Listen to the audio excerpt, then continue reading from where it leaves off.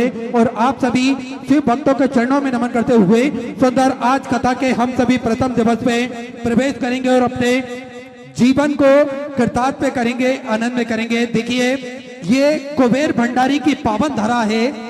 इस धरा पर आना ही निश्चित ही हम सभी के लिए एक बड़ी उपलब्धि होती है, क्योंकि जब तक मेरे भोलेनाथ की कृपा नहीं होती है तब तक इस धरा पर आगमन नहीं होता है। और स्वागत का नमः शिवाय शिवाय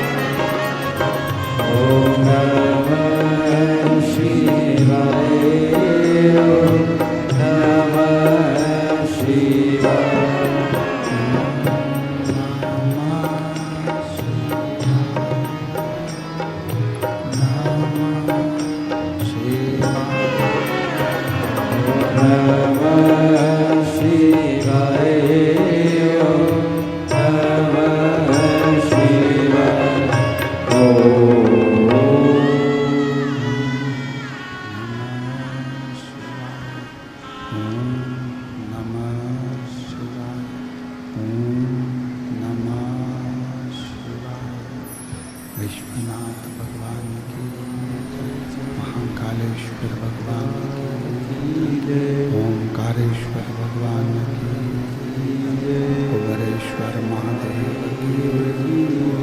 हर हर महादेव, हर हर महादेव, हर हर महादेव। काशी विश्वनाथ ओगरदानी त्रिकालदर्शी कैलाशी विनाशी जिनकी पुनीत पावन पवित्र शिव महापुराण की कथा संपूर्ण विश्व के कल्याण हेतु भगवान शिव की कृपा से उनकी करुणा, उनकी उदारता से ये पवित्र पावन शिव महापुराण की कथा श्रवण करने का सौभाग्य बाबा कुबेरेश्वर महादेव की ये पवित्र पावन भूमि, जहाँ बैठकर भगवान शिव की पवित्र कथा का लाभ आप और हम सब ले रहे हैं। भगवान शिव जो संपूर्ण जगत के कल्याण करने वाले हैं, ऐसे पवित्र कुबेरेश्वर बाबा की धरा पर भगवान शिव की कृपा से पवित्र शिव महापुराण की कथा श्री गुरु शिव महापुराण की कथा का लाभ लेने के लिए आप और हम बैठे हैं। कथा के मुख्य यजमान श्रीमती दयावंती जी, श्री कृष्णलाल जी गुप्ता जी, जिनके नाम बोले जा रहे हैं वो खड़े होकर एक बार अवश्य सामने आवे। श्रीमती दयावंती जी श्री कृष्ण लाल जी गुप्ता जी अम्बाला सिटी से हैं। सौमथरी बाई सौ श्यामलाल जी गोपावत जी की स्मृति में नानालाल दुर्गा शंकर रमेश चंद्र सोनू नरेश जी द्वारा खरसान उदयपुर से कथा के मुख्य यजमान हैं। श्रीमती उर्मिला कनेरीवाला परिवार चेन्नई से श्री शिव महापुराण कथा के मुख्य यजमान हैं। स्वर्गीय पति शिवचरण पांडे जी की स्मृति में श्रीमती आशाबाई पांडे जी द्वारा करमेता जबलपुर से शिव महापुराण कथा के मुख्य यजमान हैं। स्वर्गीय शिवाजी विट्ठल जी, स्वर्गीय संदीप शिवाजी जाधव जी की स्मृति में श्रीमती मंगल शिवाजी जाधव आर्यन भगवान कदम की द्वारा गोवा से श्री शिव महापुराण कथा के मुख्य यजमान हैं। श्रीमती प्रतिभा जी जायसवाल, ओम प्रकाश जी जायसवाल दिल्ली से शिव महापुराण कथा के यजमान पद ग्रहण करे हैं।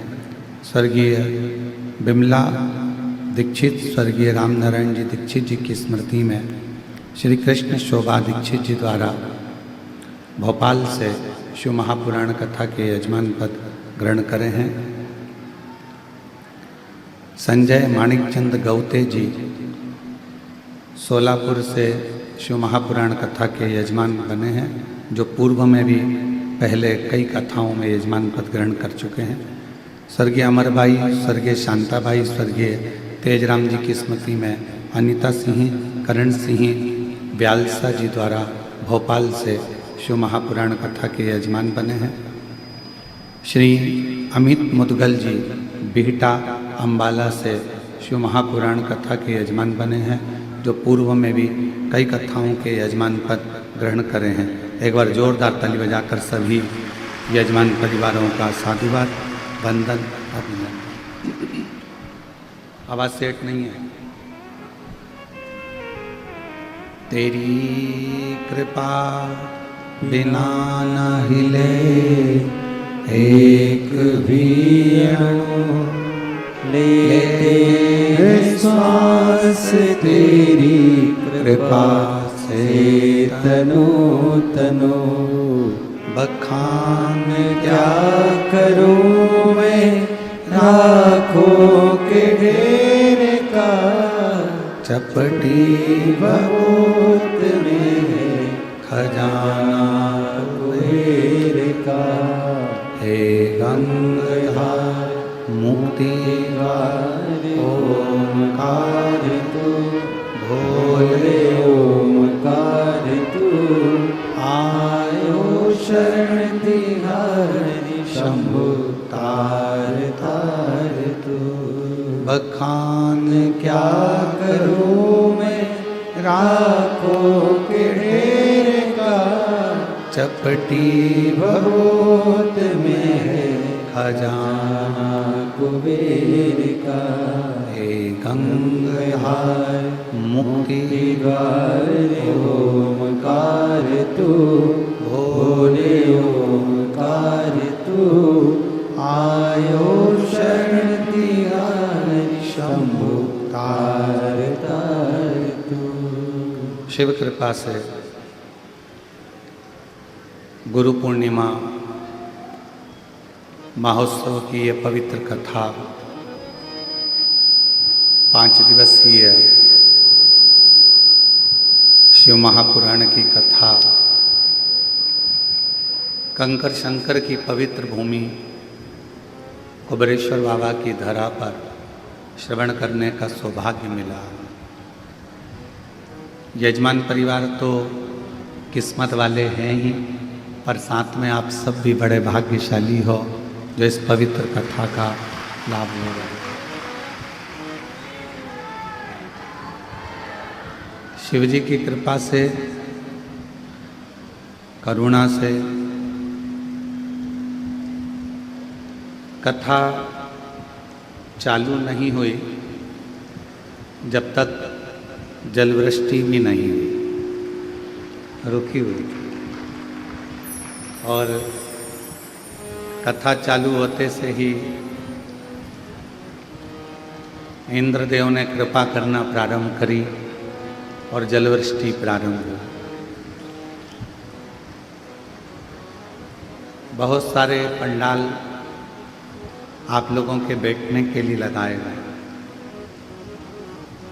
पर भीड़ अधिक है, इसलिए निवेदन है कि जो धर्मशाला में जगह है, जो धर्मशाला बन रही है, अन्य धर्मशालाएं जो बन रही हैं उसमें जो जगह है, उन सभी जगह में आप आराम से बैठकर कथा का लाभ ले सकते हैं। ये पर्व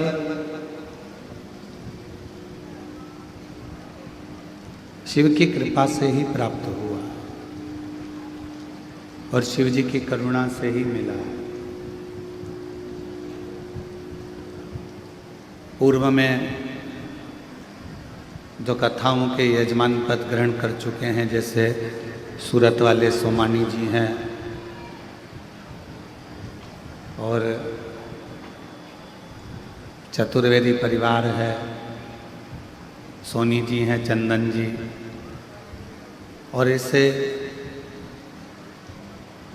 बहुत सारे यजमान परिवार इस पवित्र कथा को श्रवण करने के लिए आए हैं, जो पूर्व में कथा के यजमान पद ग्रहण कर रहे हैं।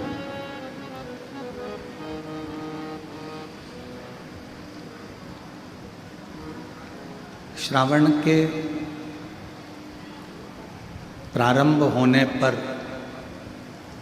ये पवित्र कथा आप जो श्रवण कर रहे हैं, ये हमारे जीवन में एक अलग सी ऊर्जा उत्पन्न करे।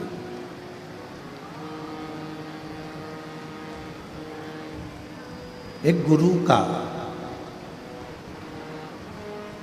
और एक कथा का यही काम है।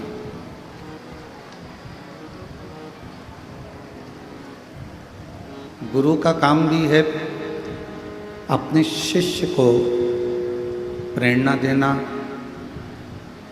और प्रेरणा देकर उसको उसकी मंजिल तक पहुंचाना।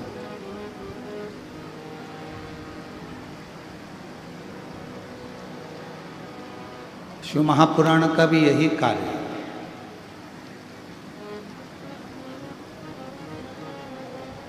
कि जितने भी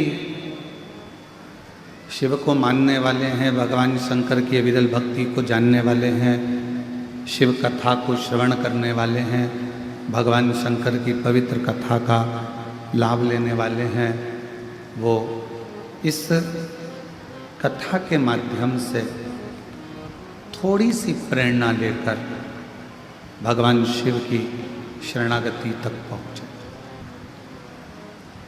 और तेरी कृपा बिना न हिले एक भी लेते हैं श्वास तेरी कृपा से तनु तनु। बखान क्या करूं मैं लाखों के ढेर का, चपटी भवोत में खजाना कुबेर का। हे गंगाधर मुक्ति द्वार ओमकार तू, भोले ओमकार तू। आयो शरण दिया शंभु तार तार तू। गुरु का भी यही काम है और शिव का भी यही काम है। गुरु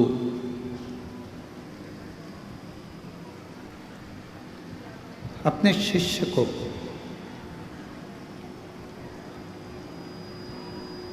उसकी मंजिल तक पहुंचाने का कार्य करता है।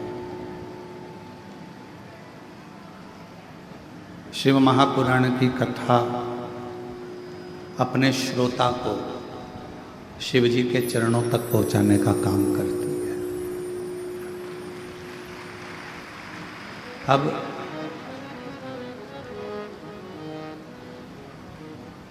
इस कथा को अगर सुनने के लिए बैठे हो तो इस कथा को शिव गुरु शिव महापुराण के रूप में श्रवण करें।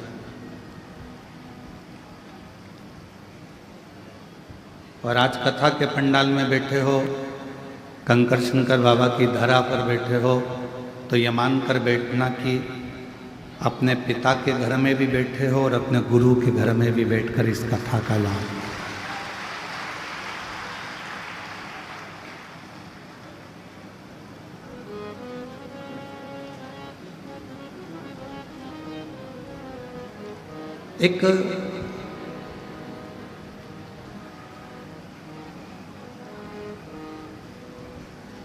एक बार नंदी के मन में एक प्रश्न जागृत हो गया।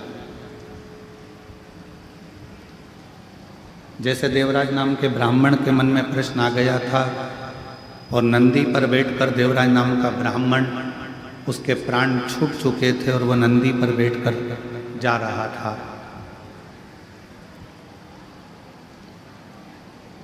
नंदी पर बैठकर जाते जाते उसके मन में, देवराज के मन में एक प्रश्न जागृत हो गया था।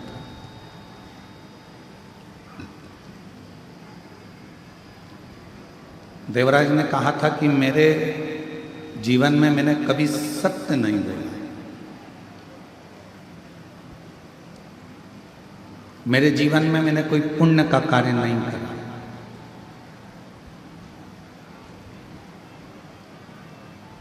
देवराज ब्राह्मण कहता है, ना मैंने सत्य बोला, ना मैंने कोई पुण्य का कार्य किया,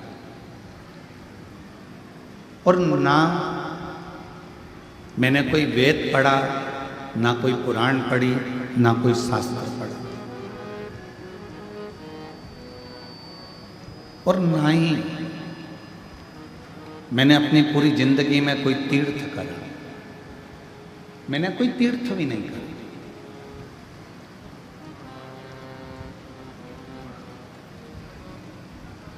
ना मैंने दान करा, देवराज कहते हैं, ना मैंने पुण्य करा, ना मैंने कोई सत्कर्म करा, ना कोई मैंने वेद पढ़ा, ना शास्त्र पढ़ा, और ना ही मैं कभी कोई तीर्थ गया।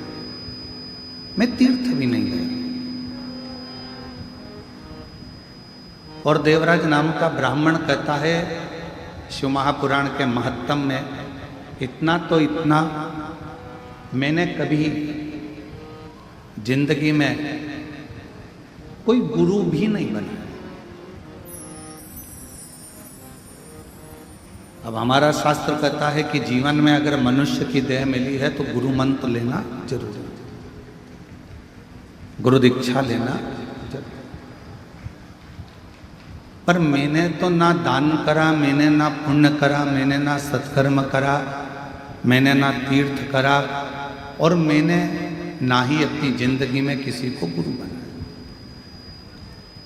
तो देवराज नामक का ब्राह्मण शिव महापुराण कथा के महत्तम में कहता है कि फिर मैंने ऐसा कौन सा पुण्य कर लिया कि मुझे तो नरक भोगना था और मुझे नंदी पर बिठाकर भगवान शंकर के धाम लेकर जा रहे हैं। वो पुण्य कौन सा?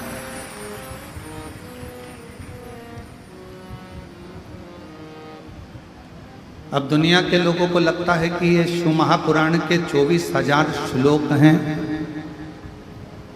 शिव महापुराण की 12 संहिता हैं, शिव महापुराण के करोड़ों करोड़ों शब्द हैं।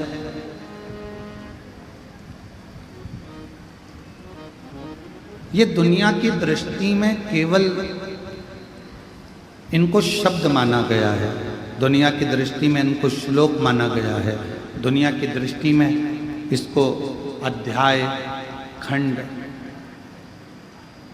स्कंद माना गया। पर शिव महापुराण की कथा कहती है यदि किसी ब्राह्मण के मुख से यदि आपने जिंदगी में एक बार भी किसी शिव धाम में बैठकर भगवान की कथा का लाभ लिया है तो समझ लो कि आपका कोई गुरु है कि नहीं पता नहीं, पर आपका गुरु देवाधिदेव महादेव बन जाता है।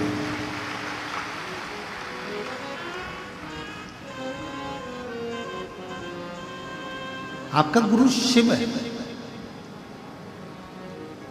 और मैंने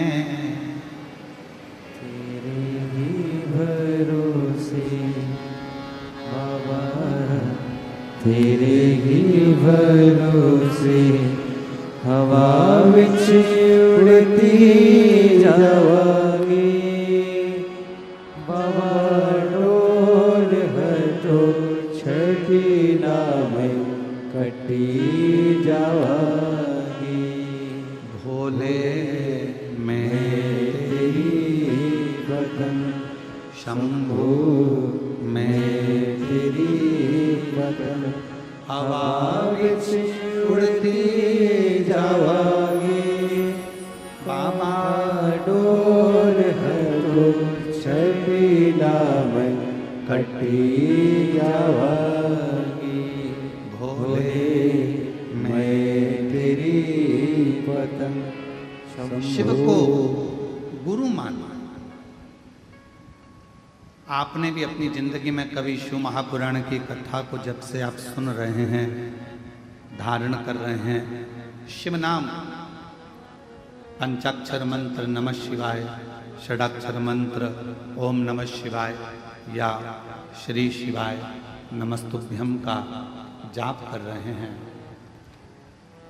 शिव महापुराण की कथा को यदि आप श्रवण कर रहे हैं तो ये मान कर रखना आपका कोई गुरु है नहीं है, पर आपने अपनी जिंदगी में एक गुरु बना लिया, वो शिव है, शंकर है,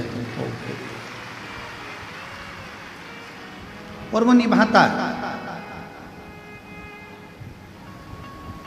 जैसे शिव महापुराण की कथा सुनने के बाद, जल चढ़ाने के बाद, बेलपत्र चढ़ाने के बाद, भगवान की अविरल भक्ति धारण करने के बाद, भगवान शंकर के मंदिर जाने के बाद आप अगर भूल भी जाएं कि मैंने जल चढ़ाना, अगर तुमने बचपन में जल चढ़ाया, जवानी में भूल गए, जवानी में जल चढ़ाया, अधेड़ी में भूल गए, अधेड़ी में जल चढ़ाया, बुढ़ापे में भूल गए, मान लो आप अगर भगवान शंकर को जल चढ़ाने के बाद में भूल भी गए, पर देवाधिदेव महादेव आपके जल को नहीं भूलते।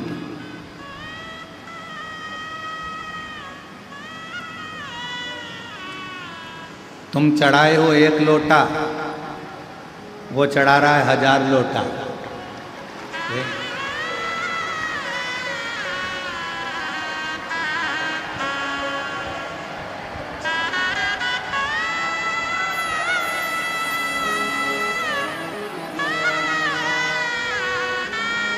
अब तुम खुद विचार करो, कथा चालू होने से पहले पानी था? कथा चालू होना है 1 बजे और 1 बजे से ही ऐसा कैसे ही बाबा की कृपा। तुम लोगों ने जो कुबेरेश्वर बाबा को अंदर जाके 1 लोटा चढ़ाया है तो वो भी तो कृपा कर कर 2 लोटा चढ़ा ही रहा है।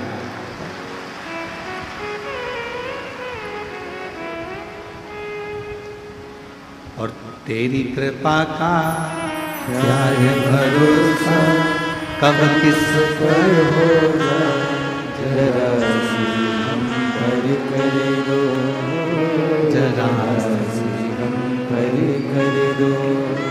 तेरी कृपा का क्या है भरोसा, कब किस पर हो जाए, जरा सी हम पर कर दो, हो जरा सी हम पर कर दो।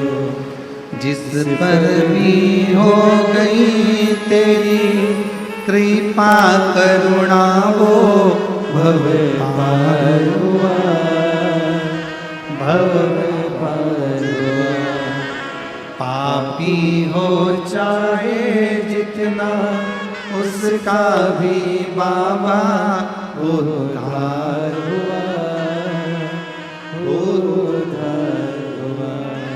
गिद्ध अजामिल गणिका जैसे तेरे मन को भार, जरा सी हम पर कर दो, ओ जरा सी हम पर कर दो। आप भी बोलो, तेरी कृपा का कब किस पर हो जाए, जरा सी हम पर कर दो, जरा सी हम पर कर दो। कोई भरोसा नहीं। शिव गुरु कब कैसे कहाँ कृपा करता है वो ही जान सकता। शिव गुरु कब करुणा करेगा, कैसे कृपा करेगा, कहाँ कृपा करेगा, ये वही जान सकता। और फिर निवेदन करें,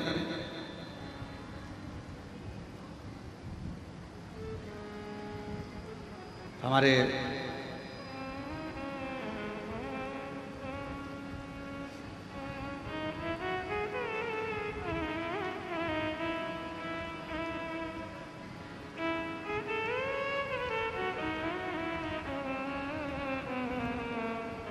बीटा अंबाला वाले मुदगल जी अभी बीच में जब आए थे तो उन्होंने एक प्रश्न किया। मुदगल जी, आपका वो प्रश्न हमको स्मरण में है कि शिवजी स्वप्न में हर कभी आ जाते हैं।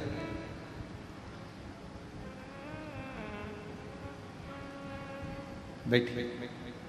शिवजी स्वप्न में हर कभी आ जाते हैं, तो भगवान शंकर का स्वप्न आना अच्छा होता है कि बुरा होता है? पहले तो स्मरण करें शिव जी का पूरा स्वरूप, जटाधारी, त्रिपुंडधारी, त्रिशूलधारी, त्रिनेत्रधारी, भस्मधारी, नग्नवेशधारी, नंदी, वृषभ, पार्वती, गणेश, कार्तिकेय, अशोक सुंदरी, पूरे परिवार के साथ अगर शंकर जी का पूरा परिवार आपको स्वप्न में दिख रहा है तो ये मानकर चलना कि तुम्हारे यहाँ कोई शुभ कार्य होने वाला है।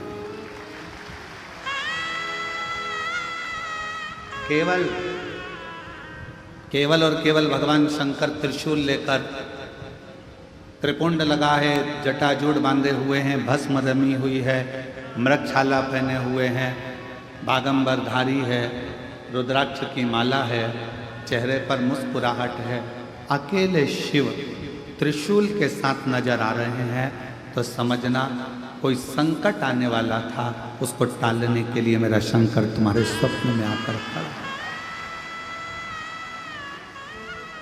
और यदि भगवान शंकर का कोई शिवलिंग नजर आ रहा है, केदारनाथ, भीमा शंकर, महाकाल, कुबेरेश्वर बाबा, मल्लिकार्जुन, वैद्यनाथ, कृष्णेश्वर, या तुम्हारे घर के पास में जो शिवलिंग है वो भी, या कोई पुराना शिवलिंग जिसको तुमने कभी देखा ही नहीं है, तुम्हारे स्मरण में भी कभी नहीं आया, ऐसे शिवलिंग का अगर दर्शन हो रहा है तो ये समझ लेना कि शंकर भगवान आपके द्वारा कोई अच्छा कार्य करवाने वाले हैं और वो आपको प्राप्त होगा, वो प्राप्त होगा।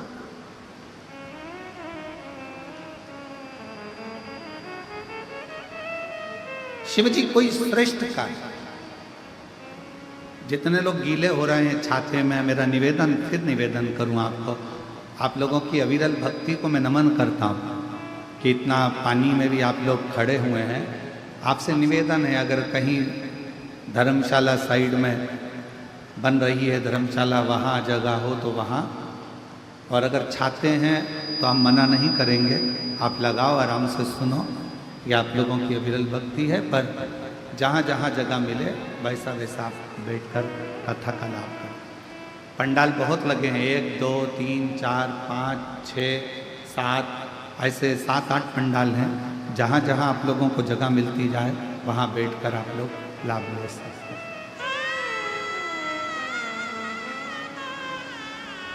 शिव कथा कर रहे हैं।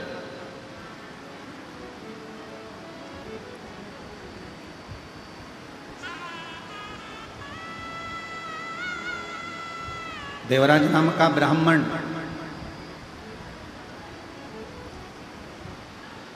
और उस देवराज नाम के ब्राह्मण का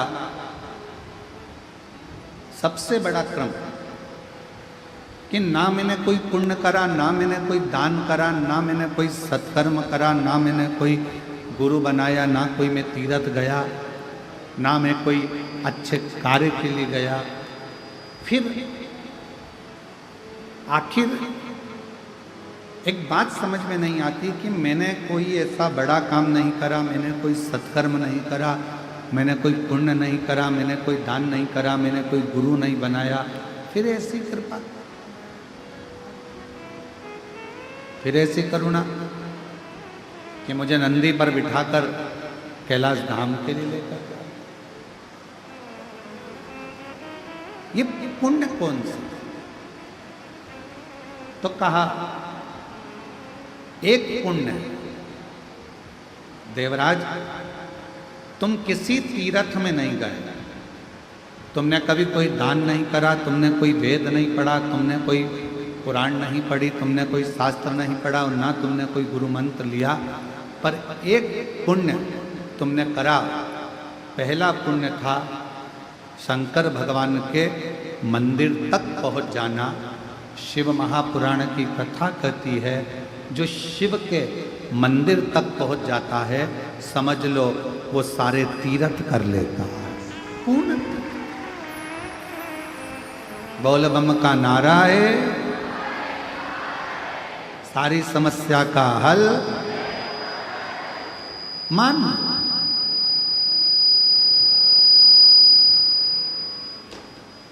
यदि कोई शिव मंदिर तक पहुंच गया तो समझ लो उसने सारे तीर्थ कर लिए।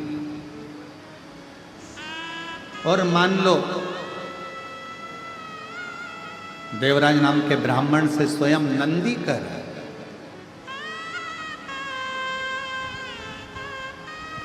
यदि मंदिर में पहुंचने के बाद उसने अगर भगवान शंकर की कथा को, शिव महापुराण की श्रवण कर लिया, वाचन कर लिया, सुन लिया, तो समझ लो उसने सारे वेद पुराण और शास्त्रों को पढ़ लिया और श्रवण कर लिया सब।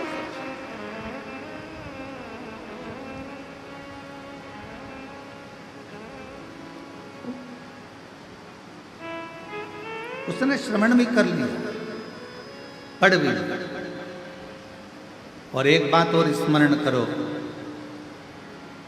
मान लो उसने कोई गुरु दीक्षा, कोई गुरु मंत्र नहीं लिया, शिव महापुराण की कथा में पहुंचकर, शिवालय में पहुंचकर भगवान शंकर का पंचाक्षर मंत्र नमः शिवाय, षडाक्षर मंत्र ओम नमः शिवाय, श्री शिवाय नमस्तुभ्यम अगर धारण कर लिया तो समझ लो शिव ने ही उसको गुरु मंत्र भी प्रदान कर दिया।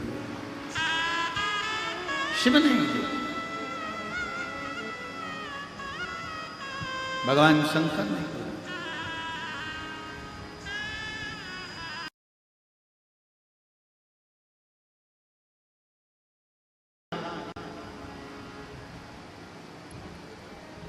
गुरु का काम भी मार्ग दिखाने का है और शिव महापुराण का काम भी मार्ग दिखाने का है।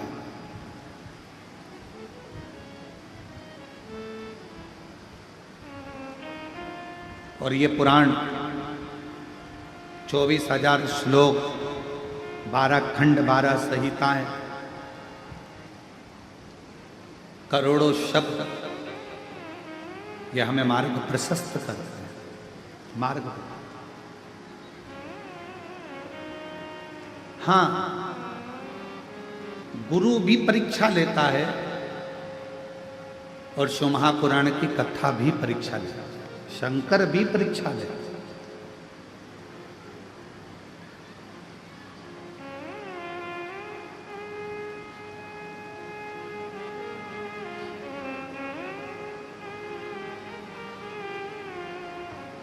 गुरु का काम है, वो भी कभी कभी परीक्षा ले लेता है। एक गुरु जी अपने चेले को, बहुत सारे चेले बैठे थे, शिष्योहन बैठे थे, और गुरु जी ने उनको अपने भाव से कहना प्रारंभ करा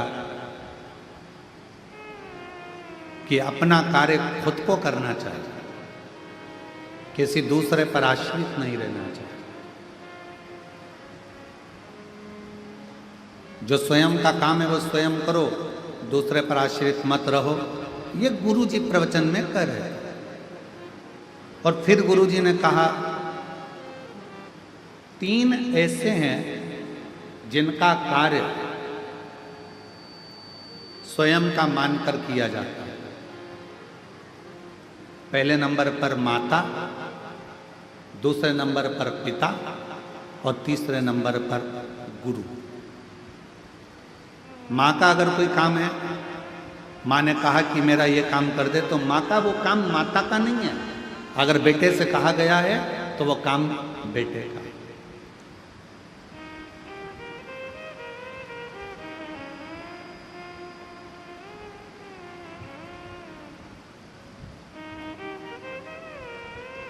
चार साल पहले सूरत वाले सोमानी जी कथा करवाए थे हॉल के अंदर।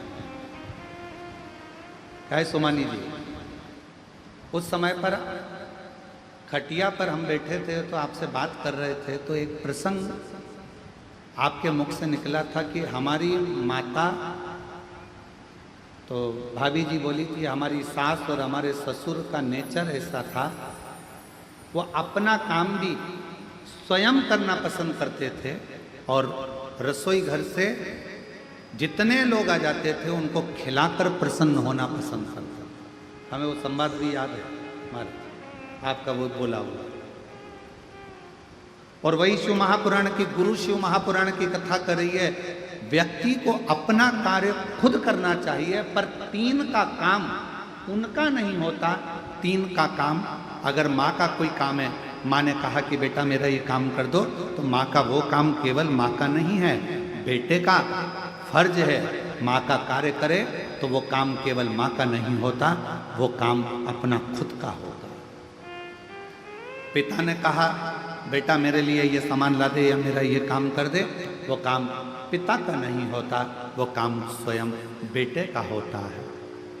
और गुरु ने अगर कोई काम कह दिया तो वो काम गुरु का नहीं होता, शिष्य का खुद का होता है, वो गुरु का नहीं, स्वयं शिष्य का। और कोई ये ना कहे कि ये गुरु जी का काम है।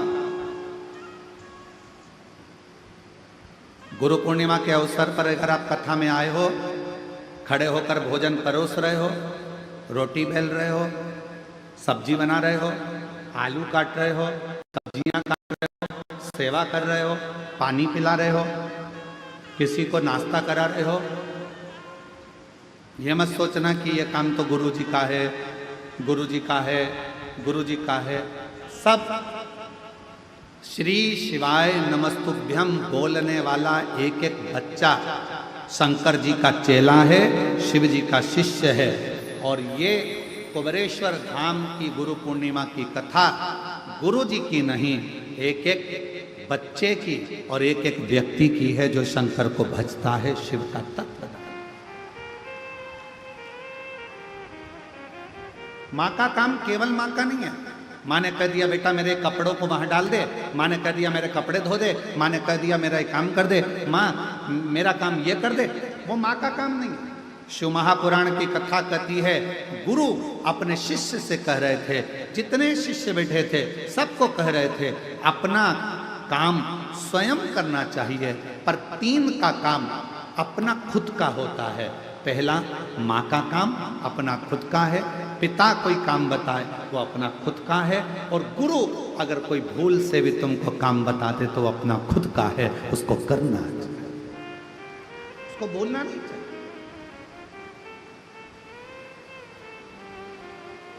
स्वयं करें।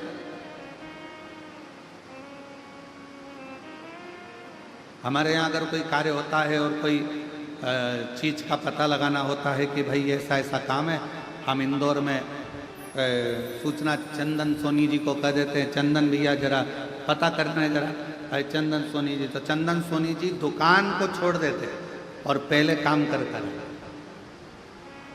पहले फ़ोन लगाएंगे, बात करेंगे, ये करेंगे वो करेंगे, और पहले मालूम करेंगे कि हाँ ये कार्य है, इसको पूर्ण सूचना मिल जाए कि बस धाम से कि ये काम है। और ऐसे कई शिव भक्त, बाबा के ऐसे कई भक्त हैं जो निरंतर सेवा में तल्लीन हैं। तो शिव पुराण कह रहे हैं माता का काम अपना है, पिता का काम अपना है, गुरु का काम अपना,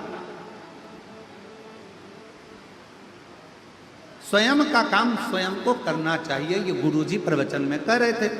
अब गुरुजी ने प्रवचन दिया, सारे शिष्यों ने श्रवण करा, बहुत सारे शिष्य बैठे थे, सब ने उस बात को ग्रहण किया। अब ग्रहण करने के बाद गुरुजी ने मन में सोचा कि अब इन लोगों ने ग्रहण तो कर लिया, चलो आज अपने को एक यजमान के घर में भोजन प्रसाद ग्रहण करना, भोजन ले, चलो सारे के सारे गुरुजी के साथ में चल।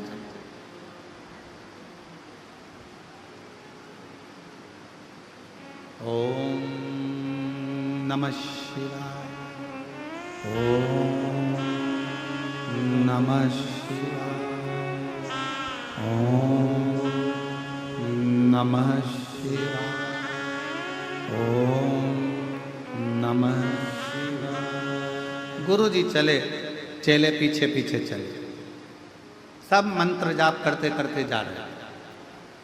अब गुरु जी ने प्रवचन दिया था अपना कार्य अपने को करना चाहिए।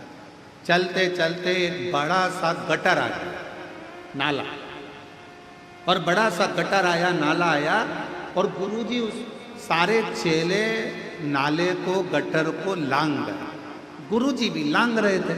लांगते से ही उनके पांव की जो चप्पल थी, खड़ाऊ थी, वो गटर में, नाले में गिरी। हर हर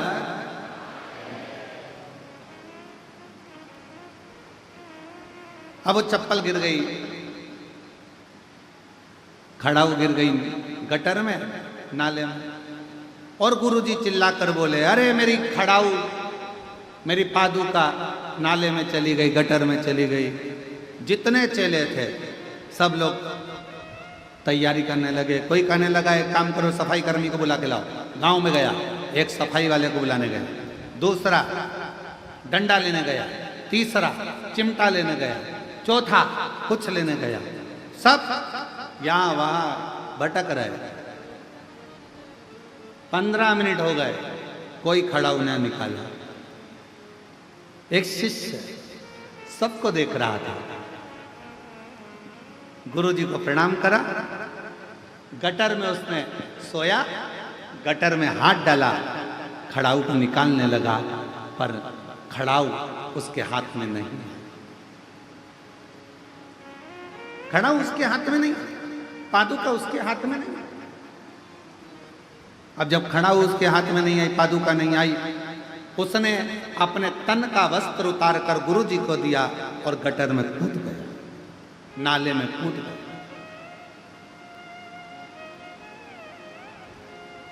कोई सफाई कर्मी को लेने गया, कोई किसी को लेने गया, कोई किसी को लेने गया, और मालूम पड़े वो गटर में कूदा, खड़ाऊ निकाली, धोया, गुरुजी को लाकर दे दी। गुरुजी ने खड़ाऊ पहन ली और सारे के सारे शिष्य आ गए। और आते से ही शिष्यों ने कहा कि गुरुजी तो इतना बड़ा प्रवचन दे रहे थे कि खुद का काम खुद को करना चाहिए, तो गुरुजी इस गटर में, इस नल्ले में क्यों ना कूदे पादुका निकालने के लिए? गुरुजी ने तो प्रवचन दिया था कि खुद का काम खुद को करना चाहिए, तो फिर गुरुजी नाले में क्यों ना कूदे, गटर में क्यों ना गए? इतने में शिष्य ने उत्तर दिया, गुरुजी ने एक बात और कही थी कि माता, पिता और गुरु का कोई भी काम होता है वो उसके पुत्र का होता है। माँ का काम बेटे का, पिता का काम बेटे का, और गुरु का काम उसके शिष्य का होता है। इसलिए शिष्य ने ये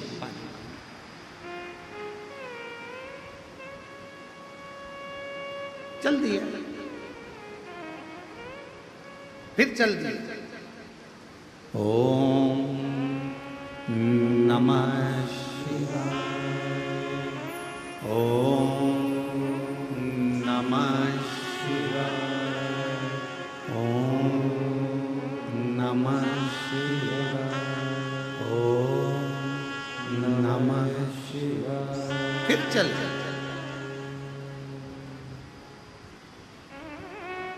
जजमान के यहाँ भोजन ग्रहण किया, वापिस लौट कर आ गए। गुरुजी को मालूम था सामने गटर है, चप्पल फिर चली जाएगी पादुका।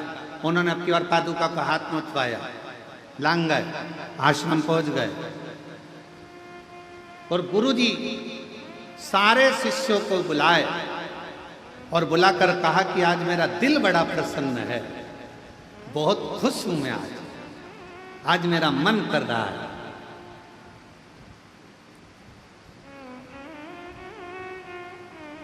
जिस शिष्य ने गटर में से मेरी पादुका निकाली है, मेरा मन करता है आज मैं उसे कुछ दूं। सारे चेले सुन्न हो गए। बताओ, अपने को क्या मालूम था, अपन निकाल देते, अपने को कुछ मिल जाता। सारे चेले बड़े, आज मेरा मन कर रहा है कि मैं गटर में से इसने मेरी पादुका निकाली है, मैं कुछ दूं। सबने ताली बजा दी, हाँ साहब गुरुजी देना चाहिए, देना चाहिए। और गुरुजी ने कहा, बेटा तूने मेरी पादुका गटर में से निकाली है, मेरी ये पादुका तू रख। शिष्य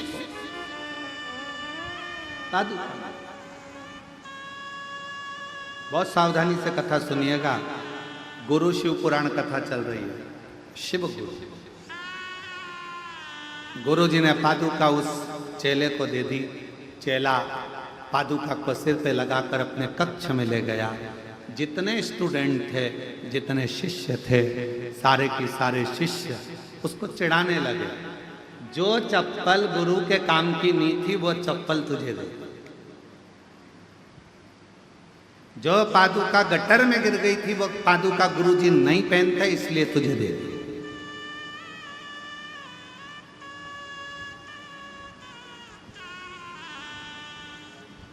कई लोगों के मन में एक भ्रम चलता, हम अपने गुरुजी के पास गए, गुरुजी ने अपना एक शाल लिया, हमारे को उड़ा दिया। हमें ऐसा लगता है वो गुरुजी का शाल किसी काम का नहीं था ना, इसलिए फिर ही रखा था तो उन्होंने उड़ा दिया।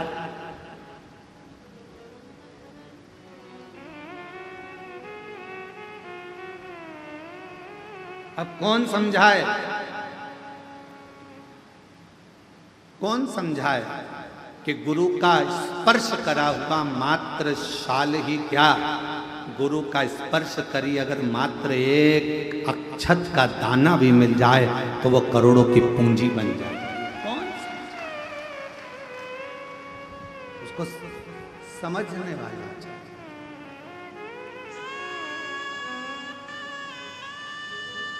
और मैंने तेरे ही भरोसे बाबा, तेरे ही भरोसे हवा बिच उड़ती जवानी बाबा डोला तो छड़ी नाम कटी जवानी। कौन सा एक चावल का दाना भी अगर शिव गुरु का मिल जाए, शंकर का मिल जाए, कोई सतगुरु का मिल जाए तो वो हमारी जिंदगी को सवार दे। एक चावल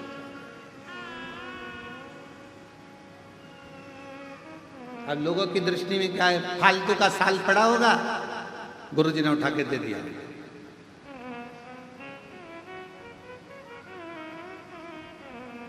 अब जरा विचार करिएगा, फालतू के साल को भी अगर गुरु तुम्हारे गले में डालकर कीमत वाला बना सकता है तो तुम भी फालतू हो, तुमको भी उठाकर शंकर के चरणों में डालकर तुम्हें कीमत वाला बना सकता है।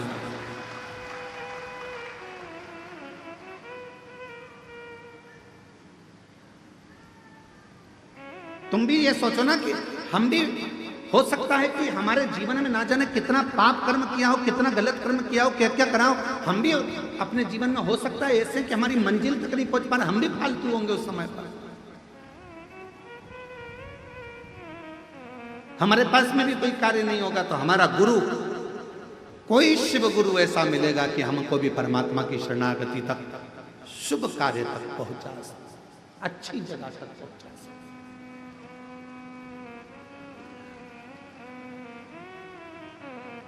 सारे मित्र चिल्लाने लगे, आवाज लगाने लगे, अरे अरे अरे, जो पादुका गुरुजी नहीं पहनने वाले थे गटर में गिर गई थी, गुरुजी नहीं पहनते इसलिए वो पादुका तुमको दे दी, गुरुजी ने वो पादुका तुमको दे दी, जो किसी काम की नहीं, गटर में चली गई, क्या करेगा ऐसी पादुका का? गुरुजी से कह देता हमको तो नहीं चाहिए, रखो तुम्हारे पास में। क्यों लेकर आ गया? उसने कहा मेरे गुरु के चरण की पादुका है, मेरे गुरु ने मुझे दी है, अब वो गटर की हो, चाहे हीरे की हो, वो चाहे सोने की हो, वो चाहे अंबारी की हो, पर मेरे गुरु की पादुका मेरे जीवन का सुख प्रदान कर मुझे। हम तो बाबा के भरोसे चलते हैं, हम तो बाबा के भरोसे चलते हैं, ये दुनिया वाले चलते हैं, ये दुनिया वाले चलते हैं, डमरू वाले के भरोसे चलते हैं, ओ घड़तानी के भरोसे चलते हैं, सिंहर वाले के भरोसे चलते हैं, सिंहर वाले के भरोसे चलते हैं, काशी वाले वाले के भरोसे चलते हैं, डमरू वाले के भरोसे चलते हैं। हम उसके आश्रित। फिर मित्रों ने कहा गुरु जी की पादुकाएं गटर की है, नाली की है, करेगा क्या? क्या इसको तिजोरी में सेट के रखे, अलमारी में सजा कर रखेगा, क्या करेगा?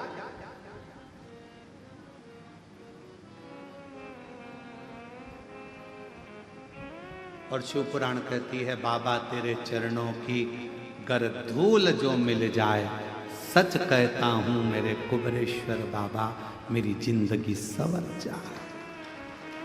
सच कहते हैं तेरी करुणा दिन रात बरसती है, कहते हैं तेरी करुणा दिन रात बरसती है। एक बूंद जो मिल जाए,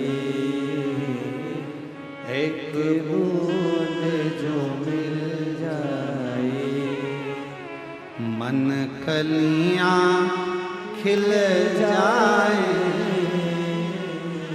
भोले तेरे चरणों की कर धूल जो मिल जाए, बाबा तेरे चरणों की घर धूल जो मिल जाए, सच कहता हूँ बाबा, सच कहता हूँ गुरुदेव, किस्मत ही बदल जाए, बाबा तेरे चरणों कई किस्मत। यहाँ तो पादुका की बात करते हो। शिष्य ने कहा मेरे गुरु ने मुझे दी, भले गटर की है नाली की है, कैसे कैसे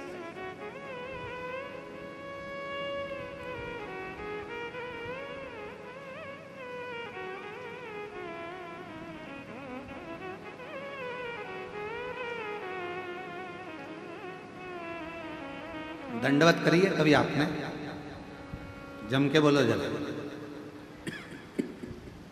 भगवान के सामने दंडवत करिए, प्रणाम कराए। आवाज नहीं आई, बोलो तो ठीक है। अब भगवान के सामने दंडवत करना है तो पहले तुम जगह देखोगे कि यहाँ गंदा हो रहा है,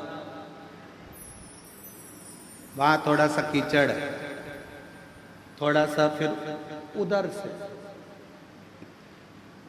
फिर दंडवत करो। करा ऐसा नहीं, क्यों? क्योंकि शास्त्र कहता है नर कपड़न से डरत है और नरक पड़न से ना।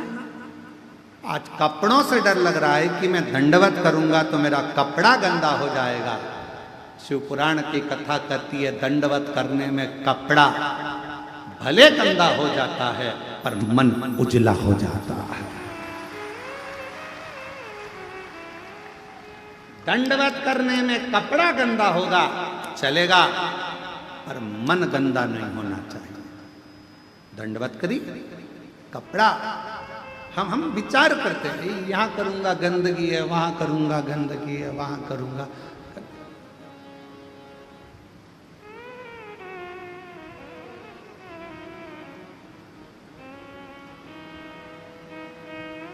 कितना सुंदर कहा है, सावधानी पूर्वक सुनिएगा। जब कावड़ चलती है, कावड़ को लेकर जो कावड़िया कंधे पर बांबू लेकर दो डंडे में, डंडे के अंदर दो लोटा लेकर बोल बम लेकर चलता है। किसी का पीक थूक गुटका रोड पर पड़ा रहता है, अगर कावड़िया उस गुटके को लांग कर चले जाता है तो जिसने थूका हुआ होता है उसको मरने से पहले भोगना पड़ता है। कावड़ जाने वाले रास्ते पर कावड़िया जिस मार्ग से जाते हैं, कावड़िया जिस रास्ते से निकलते हैं, कावड़ जिस मार्ग से निकलती है, उस मार्ग को कई लोग अपने घर के दरवाजे पर भी अगर गंदगी है तो पानी डालकर साफ कर देते हैं कि कोई कावड़िया निकल कर जाएगा, शिव के लिए जल लेकर जा रहा है, शंकर को दिल से चढ़ा रहा है। हम नहीं जा सकते पर अपने मार्ग को स्वच्छ तो बना सकते। और कितनी सुंदर बात कही। स्वयं माता पार्वती जी ने तुमरुका जी से प्रश्न किया था कि कावड़ सावन के महीने में क्यों भराती है? क्या कावड़ शिवरात्रि पर नहीं भरा सकती, 12 महीने नहीं भरा सकती?